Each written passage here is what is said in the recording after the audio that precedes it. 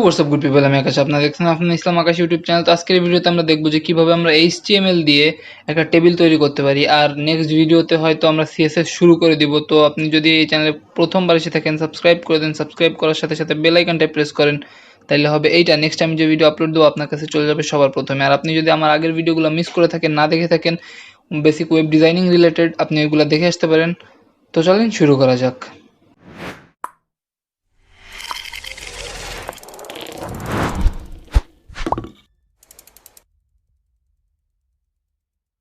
এখন প্রথমে আমরা যেটা করব সেটা হলো আমাদের আগের যে ফোল্ডারটা ক্রিয়েট করা ছিল ফার্স্ট কোড, সেটার ভিতরে চলে যাব। আপনি যদি আগের ভিডিওগুলো না দেখে থাকেন তাহলে আপনি এগুলো মিস করছেন, এগুলো একটু দেখে আসতে পারেন। তারপর আমরা লিখব TABLE টেবিল। টেবিল লিখে আমরা একটা ফোল্ডার ক্রিয়েট করে নেব, তার ভিতরে আমরা একটা ফাইল ক্রিয়েট করব যেটার নাম আমরা দিব index.html দেন আমরা এন্টার করব। তো আমরা এখন সাবলাইম টেক্সটটা ওপেন করে নেব। সাবলাইম টেক্সট ওপেন করার পর আমরা এইটারে টেনে ধরে সাবলাইম টেক্সট আমরা যে HTML এর একটা বেসিক স্ট্রাকচার থাকে সেটা লিখব। তো এটা লেখার পর আমরা টাইটেলে আমরা যেহেতু আজকে টেবিল দেখতেছি তো টেবিল লিখে দিব। এখন আমরা টাইটেল ট্যাগটা শুরু করব। তো এখন আমরা টেবিল ট্যাগটা শুরু করব। তো টেবিল ট্যাগটা করতে হলে আপনাকে কি করতে হবে, প্রথমে একটা কোটেশন দিতে হবে, লিখতে হবে TABLE টেবিল। টেবিল শুরু করতে হবে, টেবিল শেষ করতে হবে। এবার টেবিলের ভিতরে আপনার যত সব কাজ সব টেবিল ট্যাগের ভিতরে। এখন একটা টেবিল কীরকম হয়, লাইক আমরা গুগলে যদি যাই, একটা টেবিল যদি লিখি TABLE টেবিল,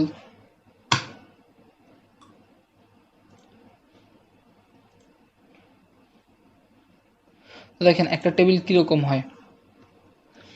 এই যে আমরা যদি এই জিনিসটা দেখি বা এইটারে যদি আমরা দেখি যে এই দিকে যে মানে লাইনটা গেছে এইটা হইলো টেবিল রো, আর এই নিচের দিকে যে লাইনটা আসছে ওটা হইলো টেবিল কলাম।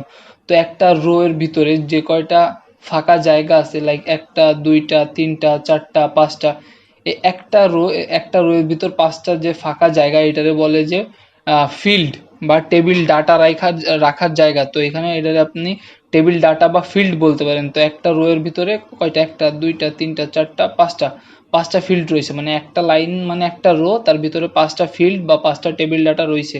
লাইক এইখানে আপনি দেখতে পারেন যে এখানে একটা রো এর ভিতরে একটা দুইটা তিনটা চারটা পাঁচটা ছয়টা সাতটা এখানে টেবিল ডাটা রয়েছে। তো এইটা কিভাবে ক্রিয়েট করব আমরা এই জিনিসটা দেখলাম, কারণ এখানে আমাদের যে সময় আমরা ট্যাগ লিখবো তখন এটা একটু বুঝতে আমাদের হেল্প করবে। তো এখন যদি আমরা এখানে লিখি TR অর্থাৎ টেবিল রো এর ভিতরে আমরা লিখব টেবিল ডাটা। তো আপনার কয়টা টেবিল ডাটা দরকার, আমি এখন আপাতত 3টা নিয়ে নিচ্ছি।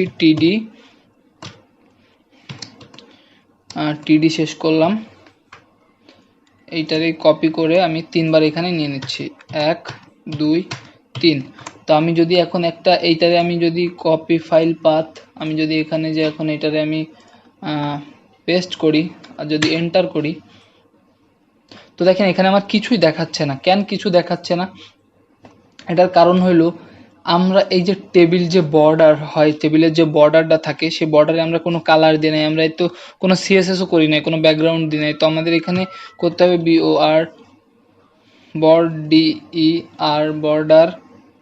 বর্ডার ইজ ইকুয়াল আমরা দিয়ে দেবো 1।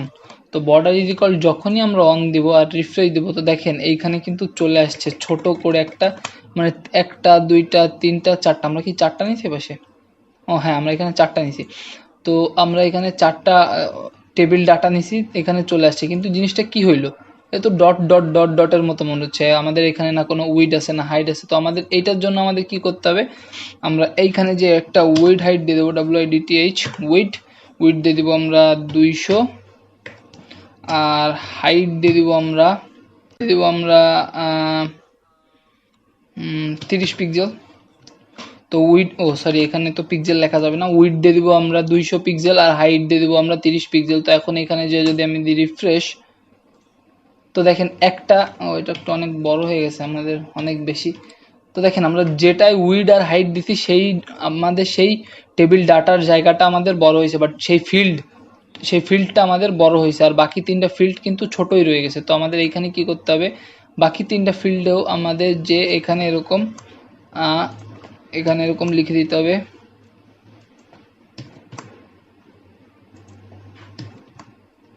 তো আমরা যদি এখানে 3টারই উইডথ দিয়ে দিই, তো আমরা এখানে এখন দেখতে পারবো যে সরি 4টারই উইডথ দিয়ে দিছি আমি 3টা নিতে চাচ্ছিলাম, তো বারবার 3টা হয়ে যাচ্ছে।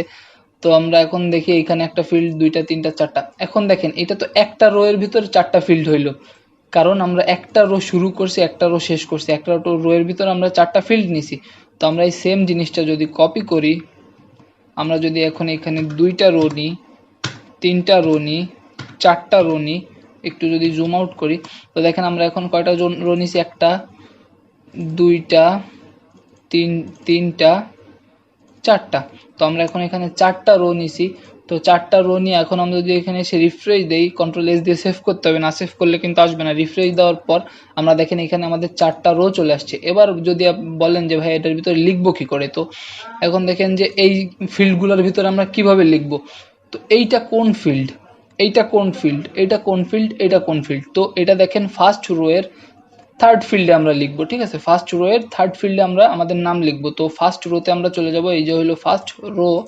এবার এটা থার্ড ফিল্ড কোনটা, এটা থার্ড ফিল্ড হলো 1 2 3, এই থার্ড ফিল্ড, এই থার্ড ফিল্ডের টেবিল ডাটার ভিতরে দেখেন এই যে ডাটা শুরু হয়েছে, এই যে ডাটা শেষ হয়েছে।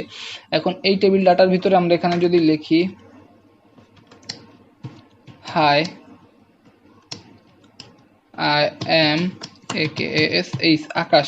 তো এখন যদি আমরা এটা লিখি আর এখন যদি এখানে যদি রিফ্রেশ, তো দেখেন আমাদের 1 2 3 ফার্স্ট রোয়ে থার্ড ফিল্ডের মধ্যে এই জিনিসটা চলে আসছে। এখন যদি আমরা চাই যে থার্ড রোয়ে থার্ড ফিল্ডে বা ফোর্থ ফিল্ডে আমাদের এই লেখাটা লাগবে, তো আমরা কি করব, আমরা আবার গুনবো এই যে একটা ফার্স্ট ফিল্ড যেটা এটা সরি ফার্স্ট রো যেটা এইটা, সেকেন্ড রো এইটা, থার্ড রো এইটা। কারণ ফার্স্ট রো দেখেন এখানে শেষ হয়েছে, সেকেন্ড রো এখানে শেষ হয়েছে, আর থার্ড রো এখানে শুরু হয়েছে। তো আমাদের থার্ড রো দিয়ে কয় নাম্বার ফিল্ড আমাদের লাগবে, আমাদের লাগবে হইল 1 2 3 সরি 1 2 3 3 নাম্বার ফিল্ডটা লাগবে। তো আমরা এখান দিয়ে এটা কপি করে নিয়ে আসতেছি, এইটা আমরা থার্ড রোয়ে 3 নাম্বার ফিল্ড আর 4 নাম্বার ফিল্ডে দিয়ে দিচ্ছি, দিয়ে কন্ট্রোল এস দিয়ে করবো সেভ। এখন এখানে যদি আমরা দিই রিফ্রেশ, তো দেখেন থার্ড রোয়ের থার্ড আর ফোর্থ ফিল্ডে এটা চলে আসছে, বা টেবিল ডাটাটা এখন এখানে চলে আসছে। তো এইভাবেই আপনি টেবিলটা ইউজ করতে পারবেন। টেবিলটা ইউজ করে আপনি এখানে টেবিলের আমার মনে হয় মানে অনেক আপডেট পদ্ধতি এখন আছে লেখার জন্য। এটা হলো ওল্ড স্কুল স্টাইল। তো আমরা যদি ভবিষ্যতে যে সময় সিএসএস করবো, আমরা বুটস্ট্র্যাপ করবো, সে সময় আমরা টেবিল হেড দেখতে পারবো, তারপর টেবিলের সাইডে যে একটা জায়গা থাকে ওইটা দেখতে পারবো। তো আমি মনে করি যে একদম বেসিক থেকে বেসিক জিনিসটাও শেখা দরকার, তাই আমি আপনাদের এটা দেখাইলাম। এটা হলো একদম পুরানো পদ্ধতি। তো হয়তো কালকে দিয়ে আমরা সিএসএস শুরু করব, বা আর বাকি যে ট্যাগগুলো আছে ওইগুলো আমরা সিএসএস করতে করতেই শিখবো। তো আজকের জন্য এইটুকুই। যদি ভিডিওটা আপনার জন্য একটু হেল্পফুল হয়, একটা লাইক করে দিবেন। কোনো প্রবলেম থাকলে আমার কমেন্টে জানাতে পারেন। আর যদি ফার্স্ট টাইম আমার চ্যানেলে এসে থাকেন তো সাবস্ক্রাইব করে যাবেন। আর যদি চান আমার সাথে একান্তই কথা বলতে, বা কমেন্টে যদি আপনি কথা বলতে না চান, একান্তে কথা বলতে চান, আমার ডিসক্রিপশনে দেখেন আমার ইনস্টাগ্রাম লিঙ্ক দেওয়া আছে, ওখান দিয়ে আপনি আমার ফলো করতে পারেন, আমার একটা মেসেজ দিতে পারেন, আমি ইনশাল্লাহ আপনার মেসেজে রিপ্লাই দিব। তো আজকের জন্য এইটুকুই, দেখা হচ্ছে নেক্সট ভিডিওতে, ততক্ষণের জন্য পিস আউট।